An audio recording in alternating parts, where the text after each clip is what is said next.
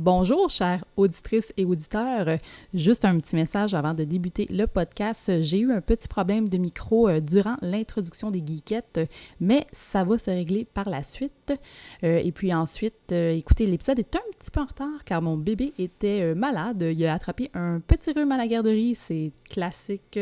Il va en avoir d'autres sans doute durant cette année. Et puis, j'ai une grosse nouvelle. Oui, les geekettes vont être présentes au Festipod. C'est quoi le Festipod? C'est un festival de podcasts organisé par moi-même, Chuck Thompson-Leduc, et puis Maxime Duclos. Ça va être un festival de podcasts.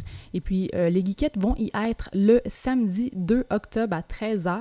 Il va y avoir Martine, Chantal et Lulu qui vont avoir un micro dans leurs mains et qui vont jaser avec vous autres. On l'espère. Les billets sont 15 $ en présentiel et puis ils sont 8 $ en ligne si vous ne pouvez pas vous déplacer pour acheter vos billets. Rien de plus simple, seulement aller sur le site web festipod.com. Si vous y êtes, tant mieux, on va être super contente de vous voir. Alors c'est ça, l'épisode va continuer maintenant. La vie secrète, la vie secrète, la vie secrète, la vie secrète des geekettes.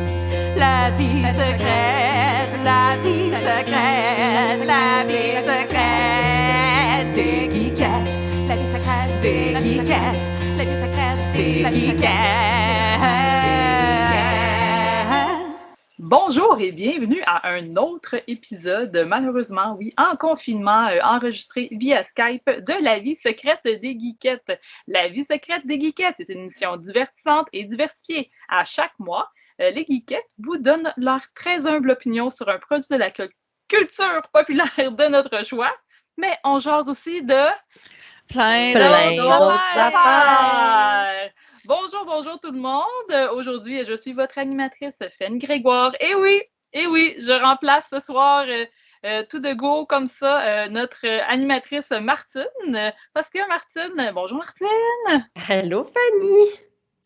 Parce que Martine est arrivée un petit quelque chose. Je ne sais pas si tu veux en parler.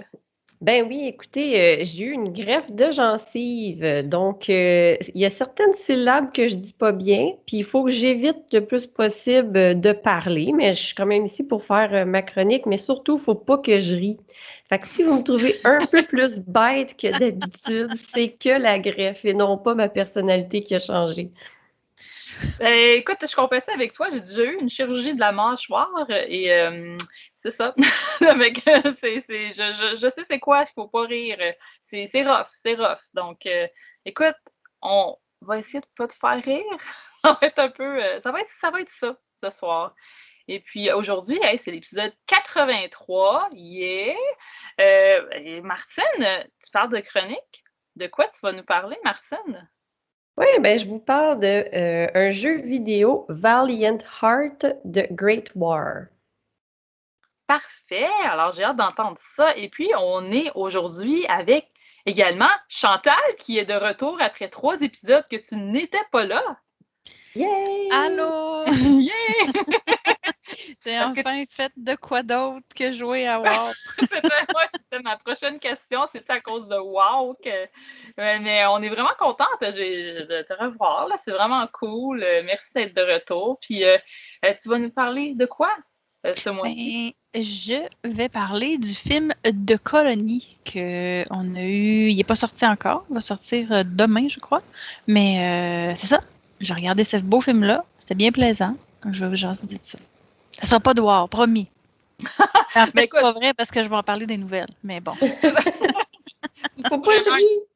C'est ça. Ris pas trop, Martine. Je vais rire pour toi.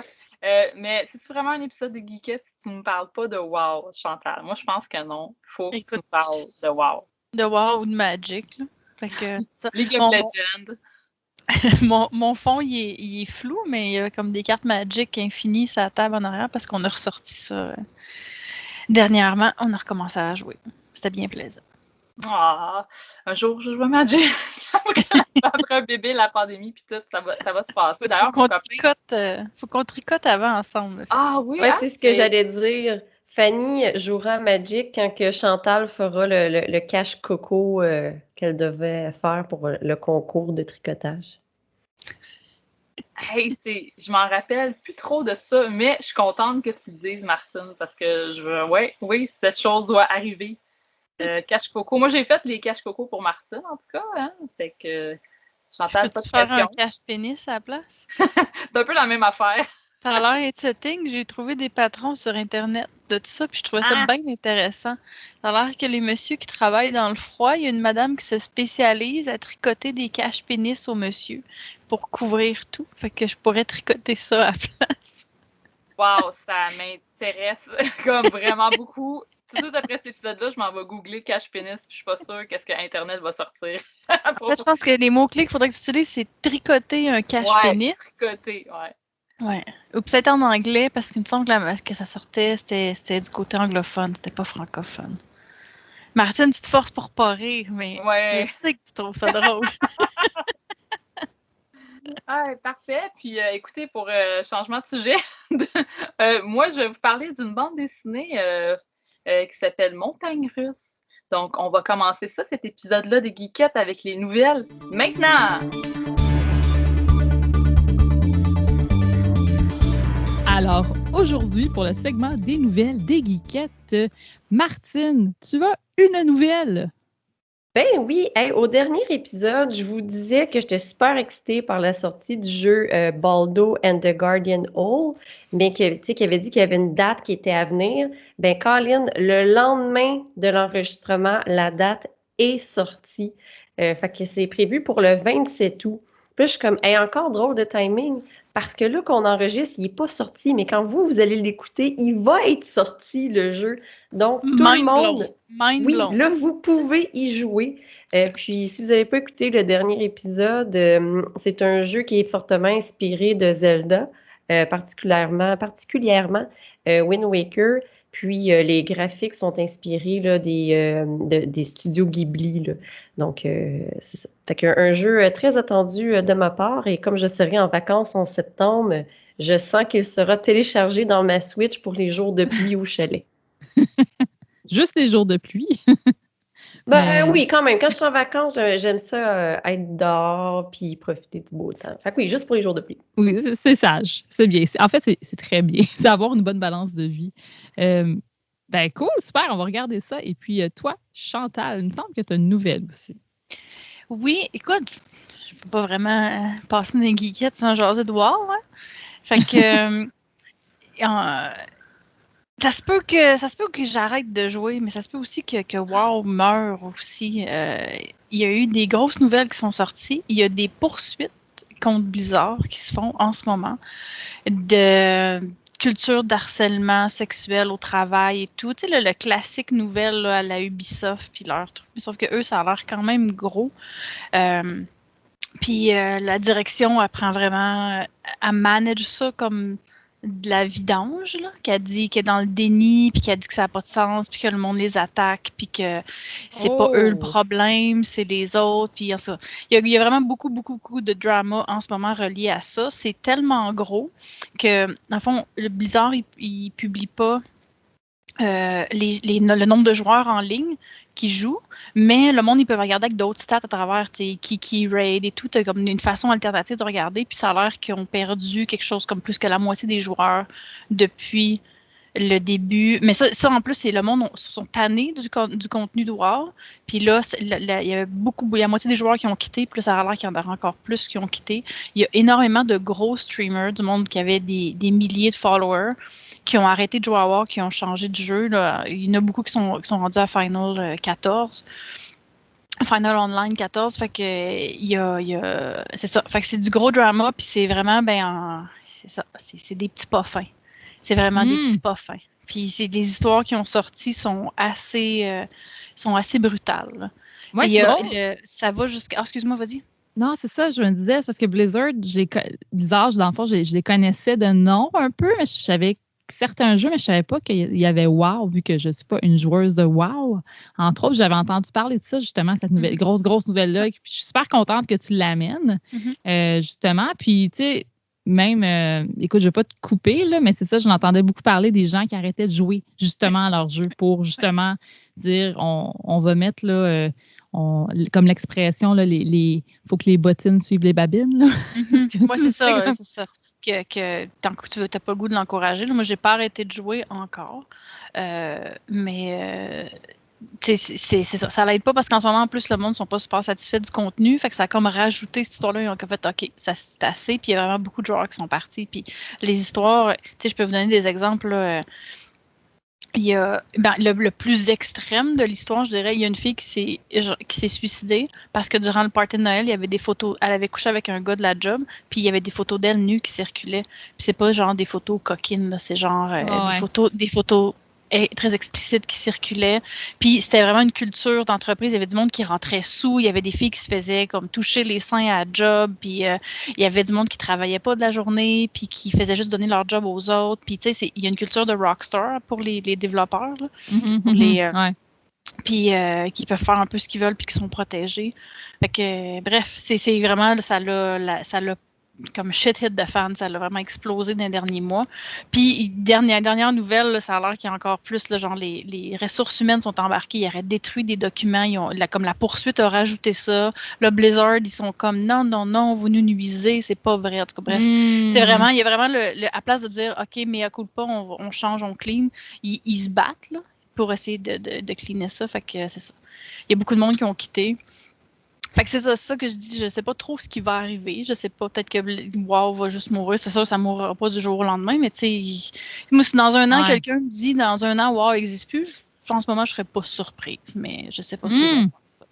Mais c'est vraiment, la communauté est tombée, puis le jeu est après tombé, fait que c'est quand même une grosse sens. Wow, tu sais, il y a sûrement d'autres compagnies qui voudraient se réintéresser à acheter ça, mais tu sais, c'est comme tellement taché, hein, suite à ça, là. Eh bien, c'est ça. En tout cas, j'ai aucune idée où est-ce que ça va aller, là. Mais en même temps, si tu regardes, tu sais, comme par exemple, là, ici, tu as le festival Juste pour rire.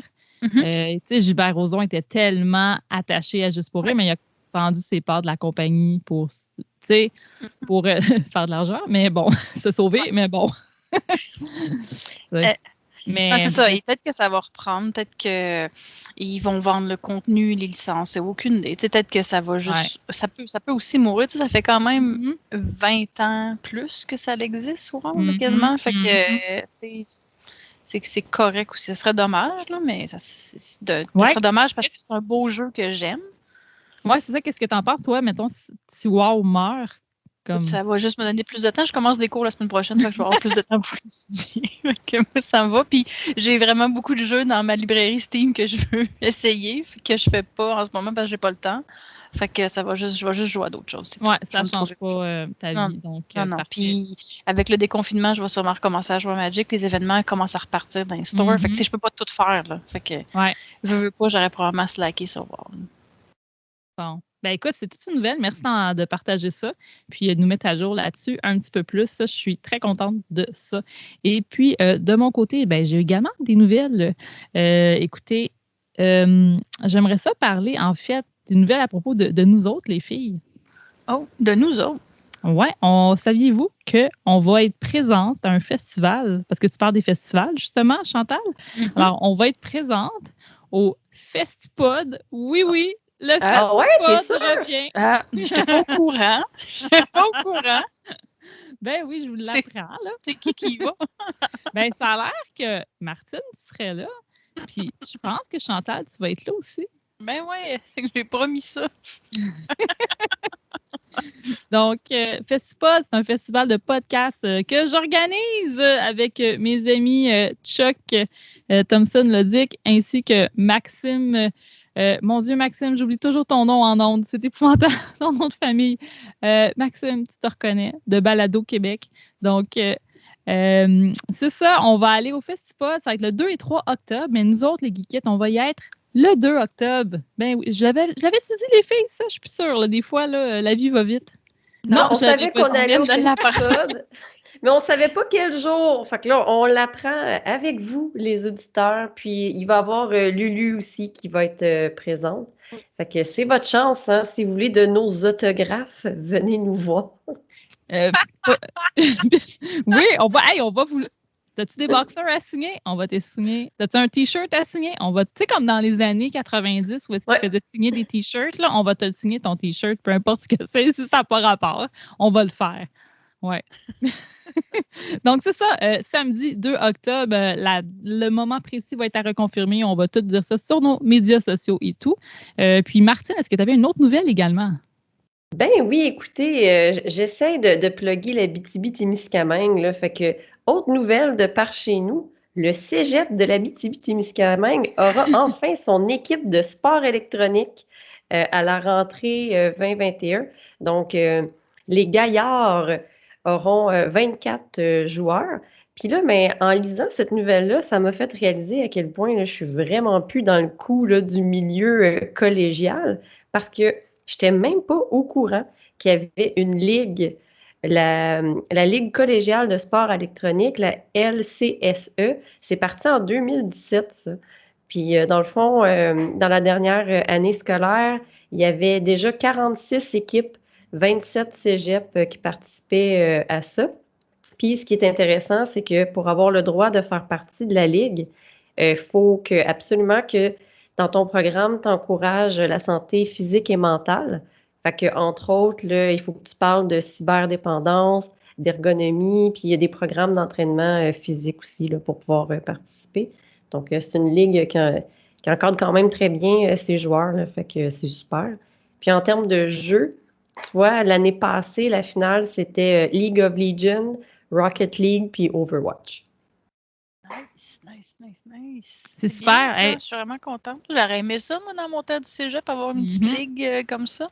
J'aurais été bien contente. Fait que go l'Abitibi-Témiscamingue! Go! Ouais. Mais évidemment, les grands cégeps, Montréal, puis aussi ici à Longueuil, là, Édouard-Montpetit, tout ça, écoutez, ils ont toutes leur ligue aussi. Fait que si vous rentrez au cégep, puis vous ne saviez pas que ça existait, ben informez-vous parce que peut-être que vous pourriez faire partie de ces équipes-là.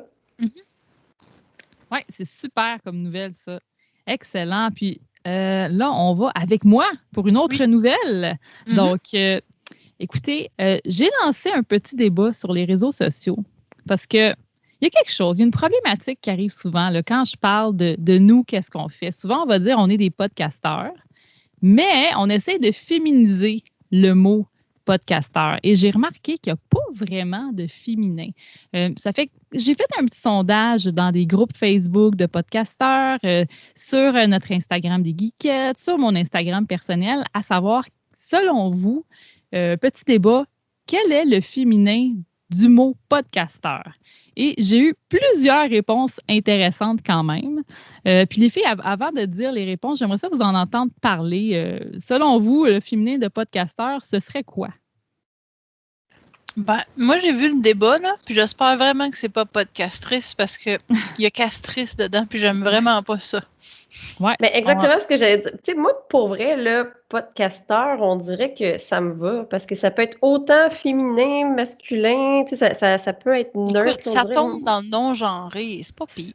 C'est ça. Moi, podcasteur, ça me convient. Puis un peu comme Chantal, le castrice, là, le podcastrice, je fais pas ça dans mes temps libres, couper des testicules. C'est ça. C'est oui, il y a le mot castration qui revient dans le mot castrice. Oui, c'est ça. Ça irrite nos oreilles un peu. Là. C'est pour ça qu'on l'aime un peu moins, ce mot-là. C'est vrai, on en avait déjà parlé dans le passé. Puis podcasteur, tu te laisserais non-genré dans le fond, Martine? Ouais. OK, donc, si on pense comme ça, là c'est vraiment un petit débat là, que je lance là, juste pour vous titiller, là. Mais si on lance le débat, ça devrait pas être la vie secrète des geekettes, mais ça devrait être la vie secrète des geeks. Silence. Non, mais les geekettes, je sais pas, c'est comme cute ce nom-là, puis c'est correct, on cherche pas à être non-genré, c'est juste podcasteur, je trouve que ça sonne bien. Puis, des podcasteurs, si tu veux, mais tu sais, on prononcera jamais le. Fait que même quand tu l'écris, tu l'oublies, mais c'est correct, c'est pas grave, là. Puis geekette, là, ça rime avec secrète, ce qui fait que c'est plus cute dans notre slogan. Mais c'est ça, exactement. Moi, c'est un peu comme Chantal, c'est quoi? Au son, tu sais pas, y a-tu un E, pas de E? Au son, c'est podcasteur, peu importe. Ouais. Ben moi, je suis pas mal d'accord avec toi, en fait. Là. Je faisais juste te relancer comme ça. Je faisais l'avocat du diable un peu, comme on dit. par Mais nous. le sondage, Fanny, dit quoi? Oui, ben le sondage, je vais arrêter de déblatérer, là. Le sondage, qu'est-ce qu'il dit? En fait, le plus populaire ici, c'était juste aller chercher les bonnes statistiques, c'est quand même important. Mettons sur le groupe de répertoire des podcasts Balado du Québec, Podcasters a eu 42 votes. Étonnamment, Podcasters. Il y a eu le mot podcasteur avec un E, 34 votes. Podcastrice revient souvent quand même un gros 20 votes. Puis, en fait, Podcastrice est aussi revenu là, dans notre Instagram. Là, il était assez connu. Puis, petite mention spéciale au mot animatrice de podcast. Les gens disaient souvent ça. Personnellement, je me dis, c'est pas tout le monde qui anime un podcast. Des fois, tu es chroniqueur sur le podcast, chroniqueuse. Donc, moi, je suis à moins d'accord avec ça, mais je trouve que c'est quand même intéressant. Tu peux te dire, je suis une animatrice de podcast dans une phrase. On disait aussi que podcast, est-ce un mot français? Eh bien, il semble que non. Il faut dire balado-diffusion. Ben oui. Fait qu'on est des balados diffuseuses. Des balados diffuseuses. Ouais. Ça serait, selon l'Office de la langue française, là, on est des balados diffuseuses. Ça serait le terme officiel. Cependant, l'usage commun, personne vraiment utilise le terme balado diffuseur. Il y a genre juste Radio-Canada. Oui, c'est exactement ce que j'en ai dit. Juste Radio-Canada. Ce balado est une présentation de Radio-Canada. Exactement. Mais c'est ça, je pense que parce qu'eux, ils doivent suivre certains codes, sont plus stricts, tandis que nous, ben, on fait ça chez nous, dans notre sous-sol, avec nos micros. Là. Donc, c'est lousse. Mais j'avoue que c'est un faux débat. Non, mais c'est vrai que c'est un faux débat parce que podcast, c'est pas un mot français. Fait qu'effectivement, c'est comme un faux débat. Oui, mais n'empêche que la question se pose, tu sais. Comme, il y a plein de mots qui finissent, c'est des anglicismes, puis ils finissent d'être acceptés dans la langue française courante. Éventuellement, le Larousse les accepte, le petit Robert les accepte. Fait que peut-être que dans 4-5 ans, podcasteur, on espère, va être là, ou podcasteur, je cours. Fait que nous autres, au Geekette, on vote pour podcasteur avec un E, mais tu dis comme ça, c'est podcasteur. Voilà. Ben, en fait, je dis toujours, je participe à un podcast. Ouais. Moi, je dis je fais un podcast. J'enregistre un podcast ce soir, mais je m'appelle pas une podcasteur. Exact. Bon, ben écoutez, les gens qui nous écoutent, avez-vous des opinions là-dessus? Sûrement que oui. Donc, vous pouvez nous envoyer vos opinions. On va les partager. Et puis, je crois que ça termine notre segment des nouvelles. N'est-ce pas, mesdames? Oui, Fanny. C'est ça, je suis plus habituée. À l'animation, là, ça fait un bout, là. Donc, je pose des questions, puis voilà, ça termine le segment maintenant. Qui d'autre que numérique.ca pourrait bien réaliser votre site Web? 2 décennies de développement et de création devraient suffire à vous convaincre. Quel que soit le secteur d'activité ou le budget, notre motivation est la même, celle d'innover et de dénicher le concept qui vous propulsera vers le succès. Pour les budgets plus modestes, nous offrons des sites Web à partir de 750 $. Pour la réalisation d'un projet plus ambitieux ou pour le développement d'applications Web, nos professionnels vous guideront dans votre démarche. Pour en connaître davantage sur nos services, visitez le numérique.ca ou communiquez avec nous au 88 335 0804. Alors, Martine, tu vas nous parler du jeu vidéo Valiant Hearts, The Great War. Oui, ou en français, Soldats inconnus, mémoire de la Grande Guerre. Donc, c'est un jeu que j'ai fait avec mon amoureux Patreon François.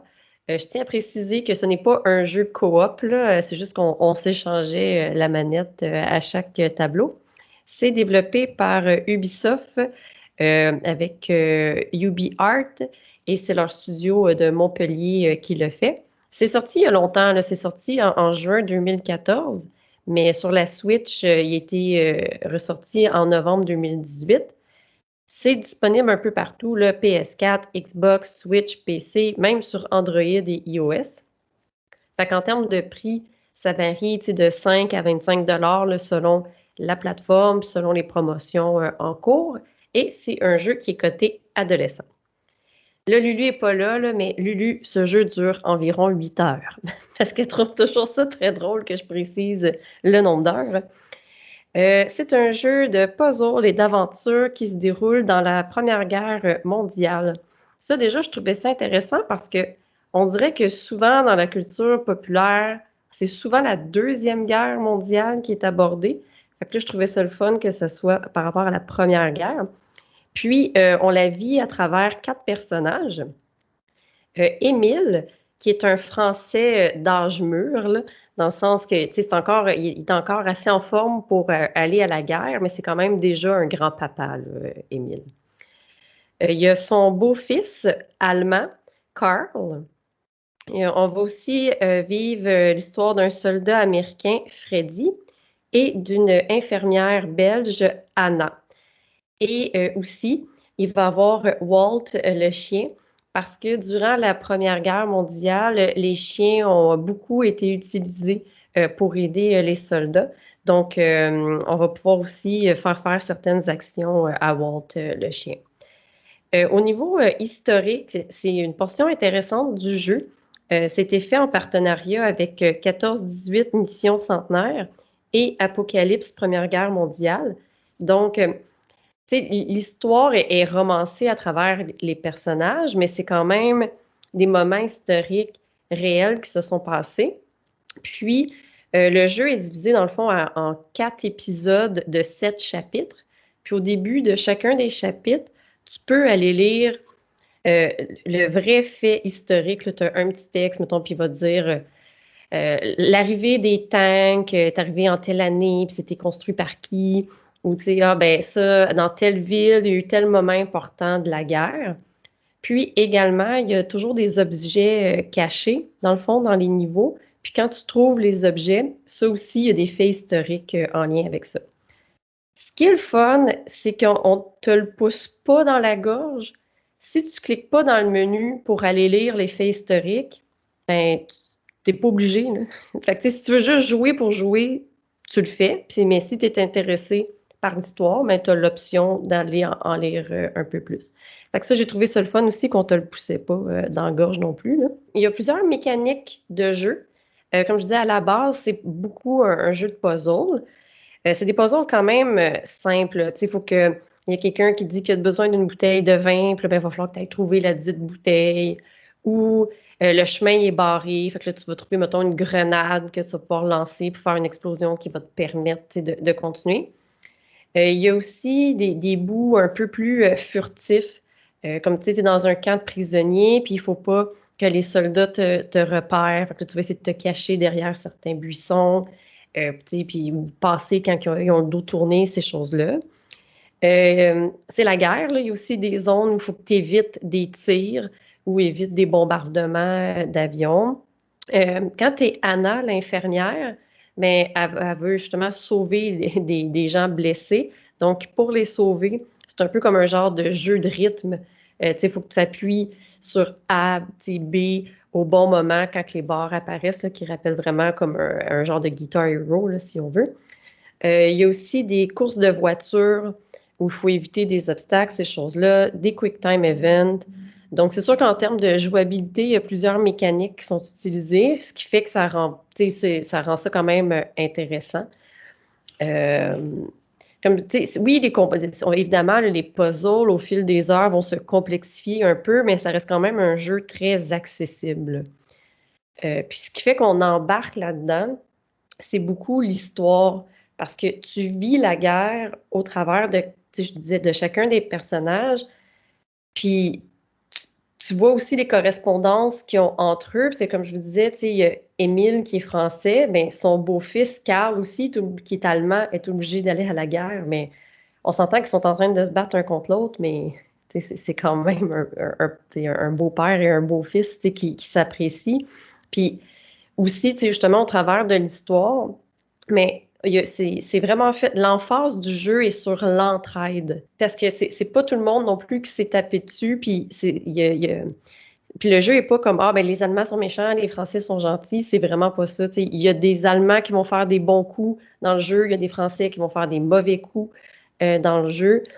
Puis c'est pas, tu tires pas sur les gens, là. Il y a à aucun moment du jeu que l'objectif c'est de tuer ou de blesser. Au contraire, c'est que tu soignes les malades, tu t'entraides entre personnes. Puis tout ça. Fait que ça, c'est intéressant de voir un volet humain. Puis je pense que c'est ce qui nous fait nous attacher aux personnages et à l'histoire, puis qu'on a envie de continuer dans le jeu, même s'il est quand même simple.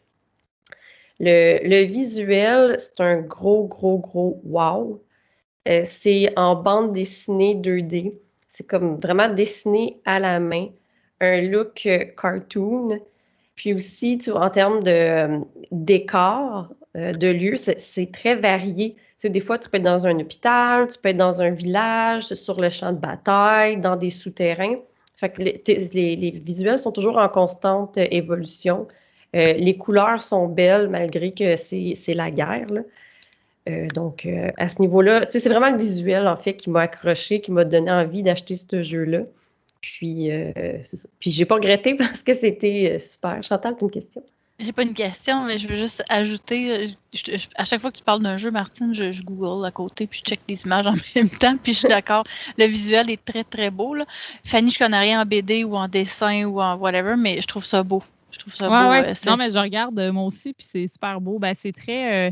c'est drôle, ça me fait penser beaucoup à ce que Olivier Carpentier dessine. C'est un illustrateur qui a fait la BD Far Out. Ça, je sais pas pourquoi, mais ça me rappelle un peu son style pour les gens à la maison qui le connaissent. Mais c'est très... les couleurs sont comme ternes aussi, là. C'est pas coloré, mais ça va bien avec le thème de la guerre, tu sais, parce que c'est quand même un style plus cartoon, là, comme tu dis, un petit peu plus BD, un petit peu plus... on pourrait croire presque un dessin animé pour enfants, là, mais à cause des couleurs ternes, je trouve que ça rend un côté un petit peu plus, beaucoup plus sérieux de la chose. On comprend vite là, que c'est sérieux, là, qu'est-ce qui se passe. Oui, puis c'est vraiment un jeu 2D, là. Même les personnages, ils n'ont pas de profondeur, là. C'est vraiment dessiné BD, là. Puis, comme j'ai souvent dit sur le show, mon amoureux, il s'intéresse aux jeux vidéo parce qu'il aime ça me regarder jouer, tout ça, mais c'est pas un joueur en tant que tel. Mais il y a toujours des jeux un peu plus faciles qu'on fait ensemble le vendredi soir en prenant une bière. Puis ce jeu-là, les deux, on l'a autant apprécié.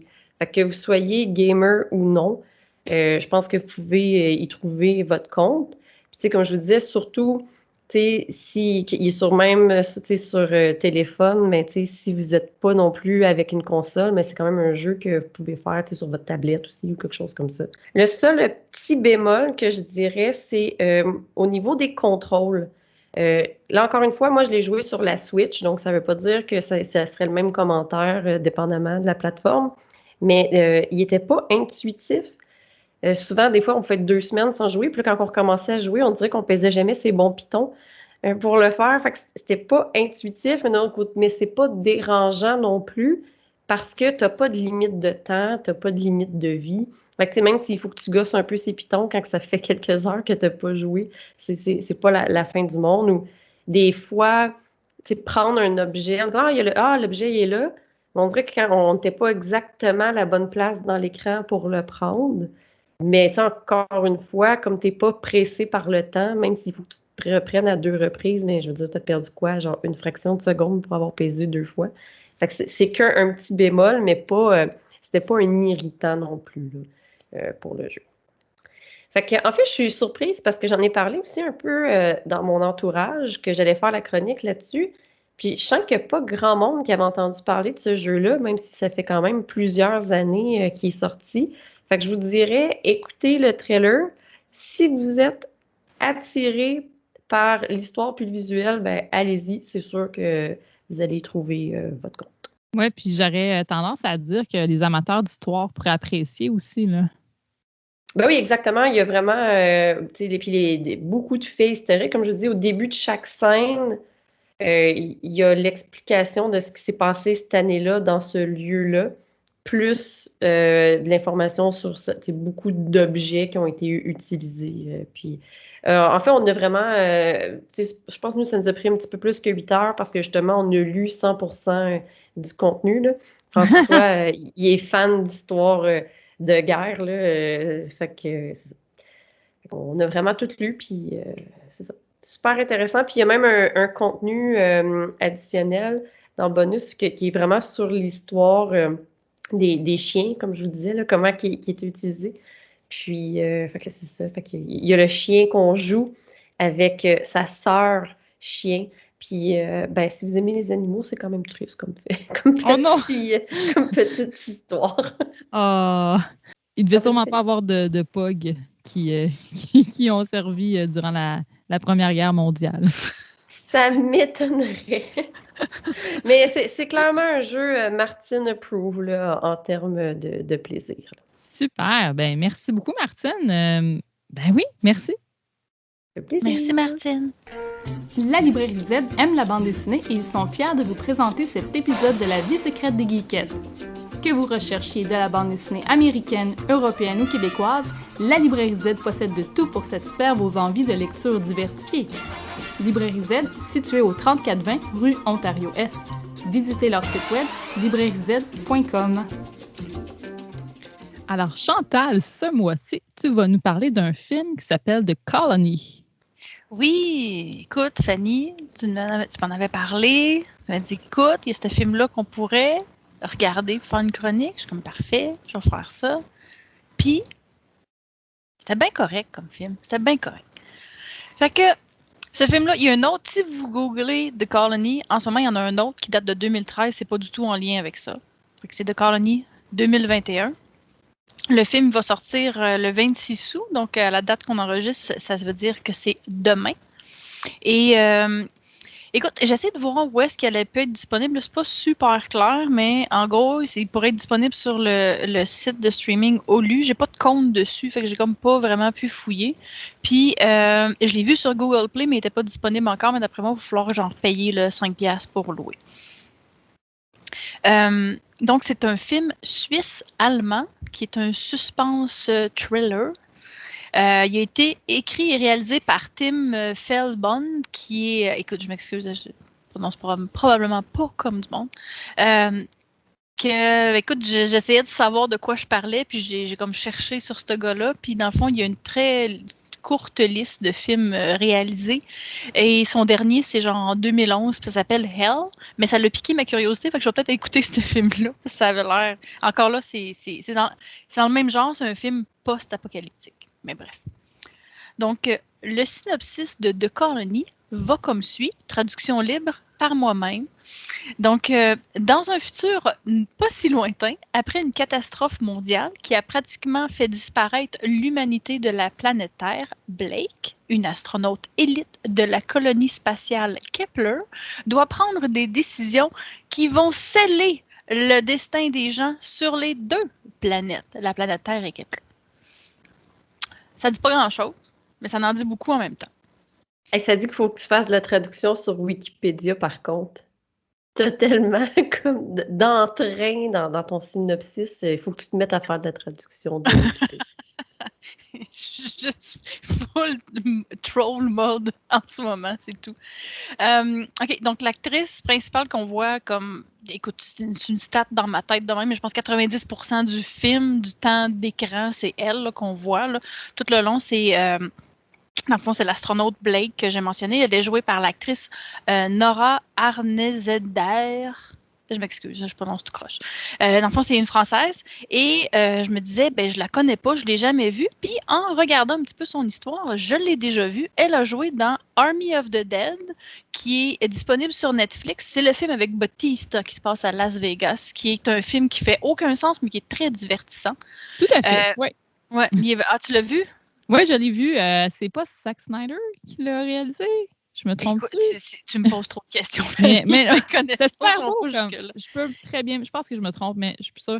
Bref, mais c'était super beau, comme très divertissant et très beau visuellement quand même.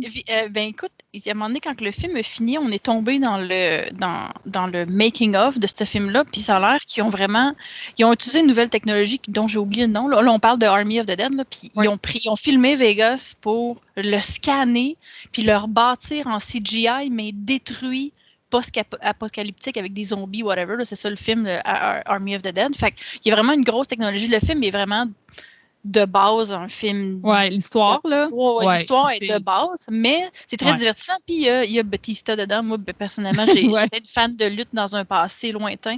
Fait que moi, j'ai beaucoup apprécié qu'il soit là. Donc, Moi aussi, étant une fan de lutte aussi, j'ai fait « Ah, c'est Batista ». Oui, Ouais. c'est ça. Mais Fait que, tu peux continuer, vas-y. oui, Que- fait que c'est ça. Donc, Oui. ça, c'est pour l'actrice principale. Et il y a un autre acteur que c'est le seul que j'ai fait. Lui, je le connais. Donc, c'est Ian Glenn qui, dans le fond, il joue Gibson dans le film, mais il a joué dans Game of Thrones comme s'il jouait Sir Jorah Mormont, qui était comme le bras droit de Daenerys Targaryen dans la série. Donc, il est très connu. Donc, c'est ça. Donc, l'histoire, elle est correcte. Mais je vous dirais sans plus. En gros, il y a eu la fin du monde. Ce n'est pas la fin du monde, il y a eu la fin du monde. Du genre réchauffement climatique, pandémie, catastrophe naturelle, un combo, tout. Ils ne précisent pas vraiment. Là. C'est juste après ça, mais clairement, ils veulent plugger les réchauffements climatiques dedans. La majorité des êtres humains sont morts. Il y a une portion qui représente l'élite de la société qui s'est sauvée sur la planète Kepler. Et ben, il y a des survivants qui restent sur Terre, puis en gros, ben, leur vie à eux sur Terre ben, est triste. Puis là, ben, éventuellement, c'est ça, Blake, qui vivait sur Kepler, revient sur la planète Terre avec la mission que c'est Kepler qui veulent envoyer des êtres humains qui veulent retourner sur Terre. Et donc, pourquoi que les êtres humains qui ont réussi à s'établir sur Kepler veulent revenir sur Terre? C'est qu'en gros, le système reproducteur des gens sur Kepler ne fonctionne plus. Donc, on a les gens qui sont partis puis ils ne sont pas capables d'avoir d'enfants, donc ils veulent revenir sur Terre pour assurer la prospérité des êtres humains. Ce que je vous dis là, c'est comme tout quelque chose que tu peux voir que c'est possible de voir dans le trailer. Je me suis mis une petite note d'arrêter maintenant de parler de l'histoire pour ne pas faire de divulgacheur. Ça vous donne une idée? L'histoire est correcte. Par contre, visuellement, le film est vraiment beau. C'est très brun, c'est très bleu, gris. Là. C'est vraiment les tons. J'ai lu des commentaires sur le net qui disaient d'augmenter le brightness de ta télé quand tu écoutes le film parce que ça peut être difficile de voir. Et je suis d'accord avec ça. Je ne l'ai pas fait avec la mienne, mais je suis d'accord. Des bouts, c'est très sombre. C'est pas un film à écouter un samedi après-midi avec le soleil qui tape dans ta télé. Là, tu verras peut-être pas grand-chose.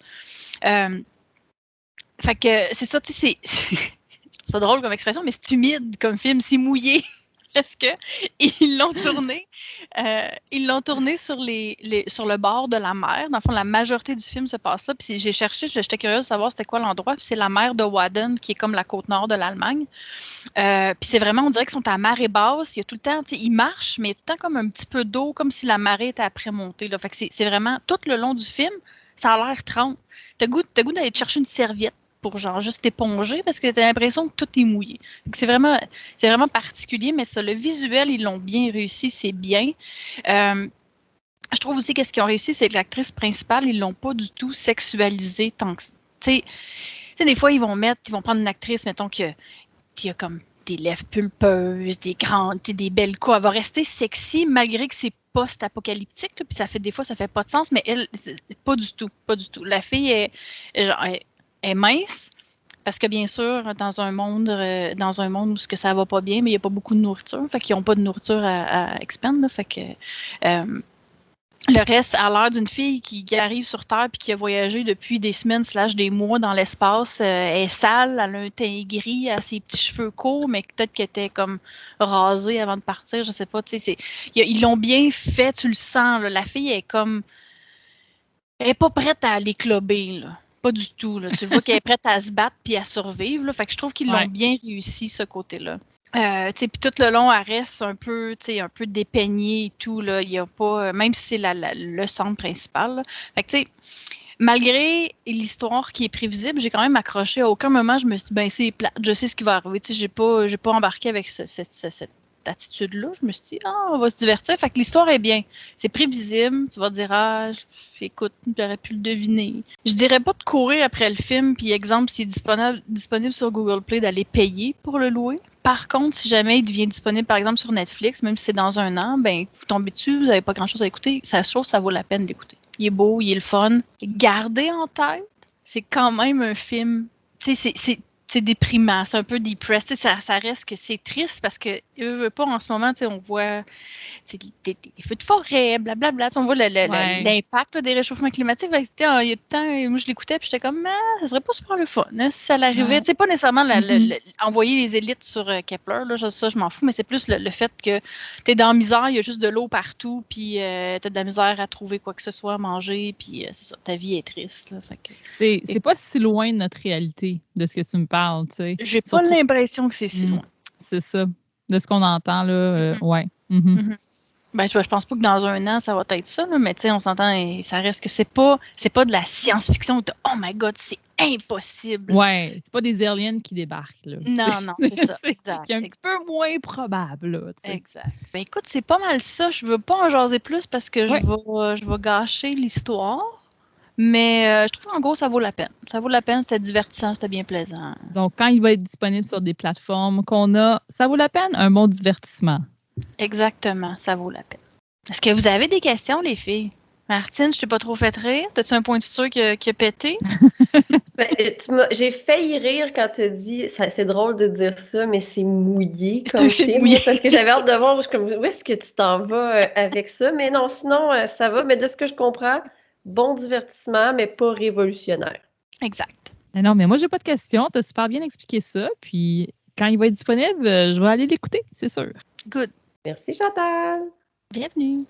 Hey, tu savais-tu ça que les Geekettes ont maintenant un Patreon? À partir de 2$ par mois, tu peux avoir accès à du contenu exclusif des Geekettes.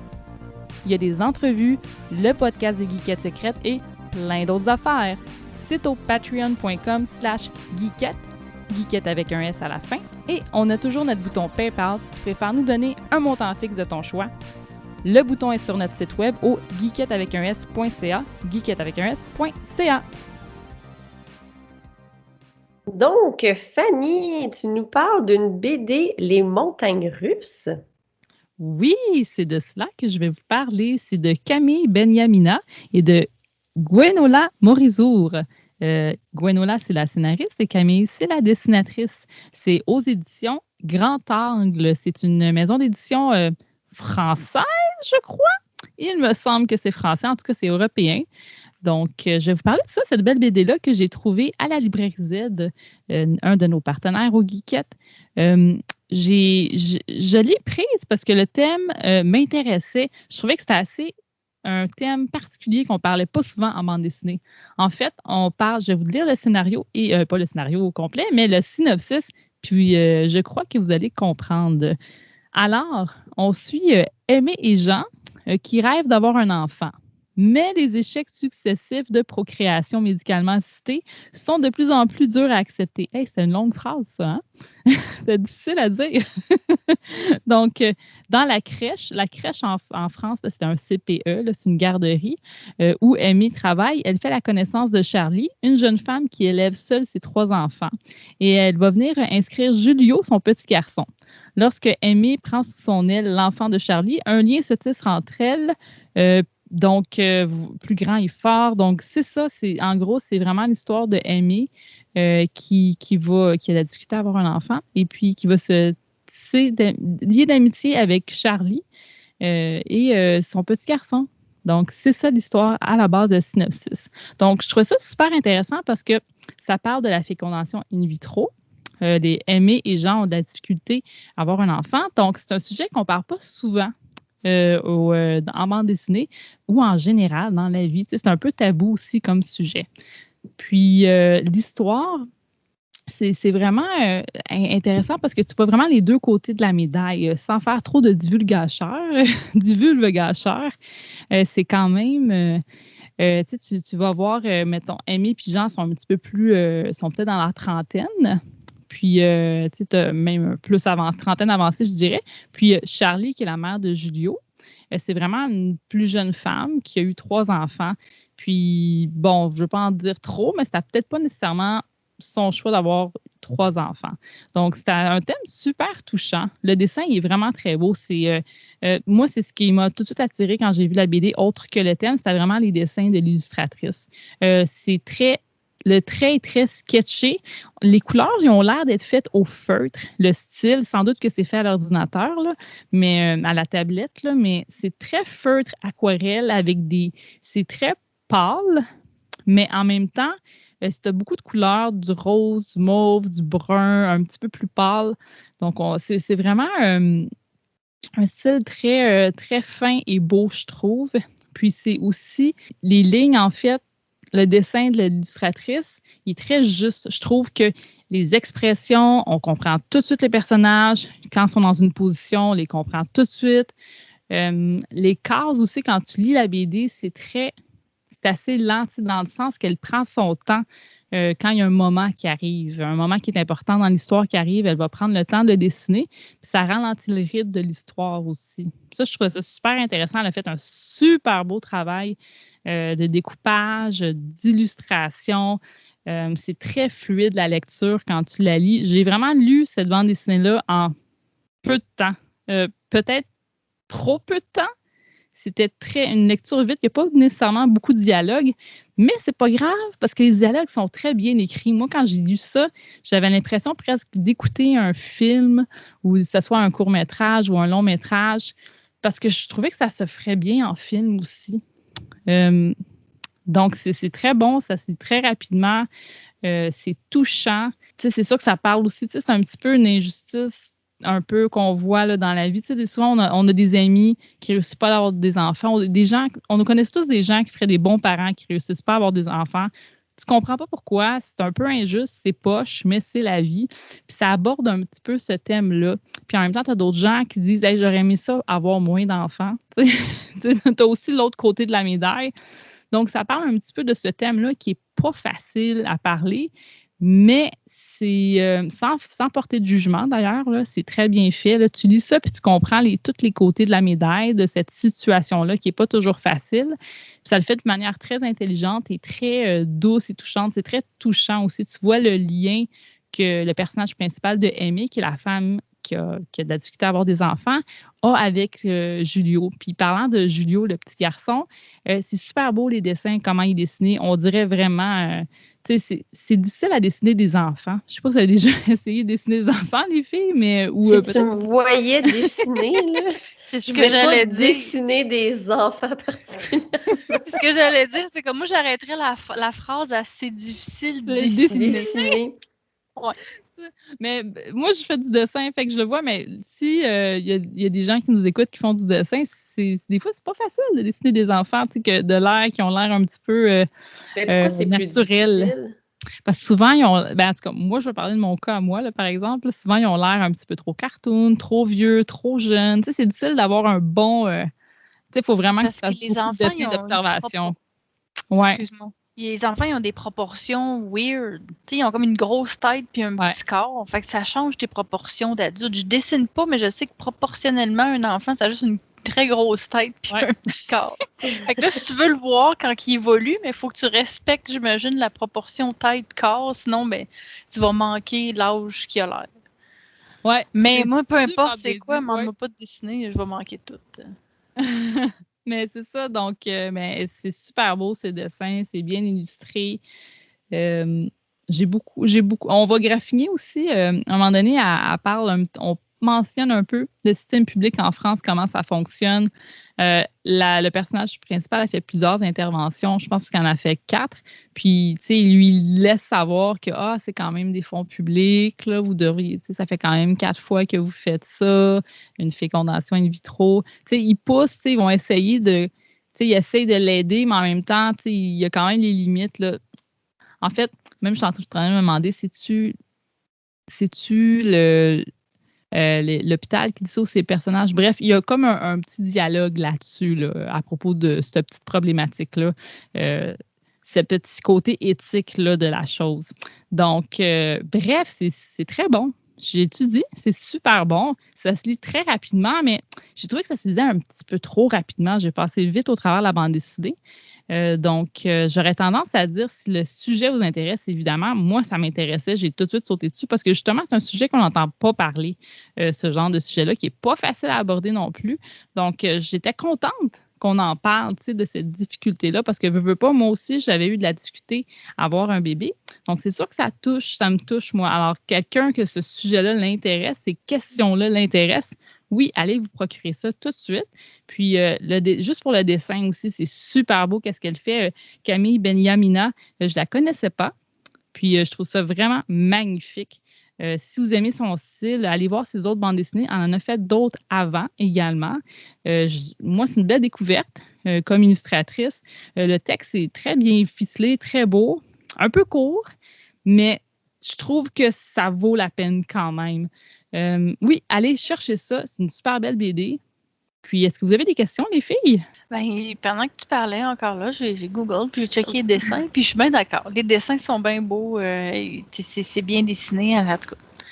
Et ça donne le goût de lire. Je te dirais que c'est un sujet qui me rejoint moins. Mais ça donne le goût de l'acheter en cadeau à du monde que ça va peut-être toucher, ce sujet. Ouais, ben oui, ça peut être si les gens sont assez... je me suis posé la question, est-ce qu'on pourrait l'offrir à des gens qui vivent cette problématique-là? Tu sais, c'est vraiment du cas par cas, mais oui, je trouve que c'est une super belle BD parce que ça reste très positif malgré tout. Puis, c'est ça, je ne veux pas en dire plus. Voilà, il faut la lire. Voilà. Merci, Fanny. Ça fait plaisir.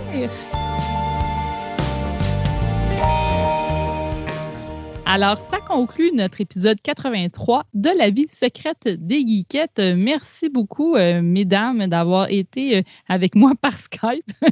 Encore une éternelle fois. Et le prochain enregistrement, je pense que c'est vrai. Là. On va le faire en vrai. Là. En fait, pour les gens qui sont curieux de savoir, on devrait avoir les locaux à Rétro MTL parce qu'on devrait partager l'équipement de podcast de Rétro Nouveau, le podcast de mon chum Fred Gemus. Donc, ça devrait être ça. Je suis bien énervée par rapport à ça. Et puis, on va terminer cet épisode-là en vous disant que vous pouvez retrouver les geekettes sur nos réseaux sociaux. On a un site web, geekette.ca. On a une page Facebook, un Instagram. C'est pas mal nos plateformes les plus actives. Est-ce que j'oublie quelque chose, les filles? Ben moi, je prendrais la peine de mentionner que pour nos Patreons, on a Discord, puis on interagit quand même beaucoup. Moi, je te dirais que c'est la plateforme que j'utilise le plus parce que je suis tout le temps sur Discord, fait que je check tout le temps. Fait que c'est ça. C'est sûr que je jase pas souvent dessus, mais s'il y a des sujets qui m'intéressent puis qui partent dessus, mais on a notre Discord, mais il faut être un Patreon. Oui, notre Discord secret. Puis là, parlant de choses secrètes, on va aller enregistrer un épisode des Geekettes secrètes qu'on retrouve sur notre Patreon également. Je vais m'ouvrir un petit verre, puis on va discuter d'un sujet qu'on va décider. Mais en attendant, vous pouvez nous retrouver sur toutes ces plateformes et on vous dit à un prochain épisode des Geekettes. Alors, à la prochaine tout le monde! Bye! La vie secrète des geekettes.